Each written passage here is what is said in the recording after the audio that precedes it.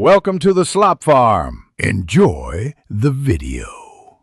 You start by opening Slide Master because layout's live there. Go to View, then Slide Master so you can edit templates directly. Once the master view is open, click the exact layout thumbnail you want to remove. Don't guess. Make sure your file is saved or versioned before deleting anything so you can undo if needed. This step locates the layout and prevents accidental changes to the wrong master. It's faster than hunting on each slide and gives you global control. Once you've selected the layout, right-click and choose Delete to remove it from the master.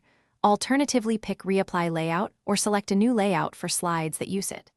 If slides still reference the removed layout, manually reassign them. Select those slides in normal view and apply a different layout so formatting stays consistent. Also inspect placeholders, background graphics, and theme colors to ensure nothing moved unexpectedly. Making these replacements prevents gaps and preserves slide content. Close Slide Master to push changes back to normal view, then scan the deck for layout shifts and reflowed text. This confirms the removal took effect. If something breaks, immediately use Undo or reopen the saved copy you made earlier to recover content. If slides look misaligned, reapply the presentation theme or manually adjust placeholders and shapes. That fixes spacing and font mismatches. One troubleshooting tip: if content disappears, check slide thumbnails for hidden objects or reassign.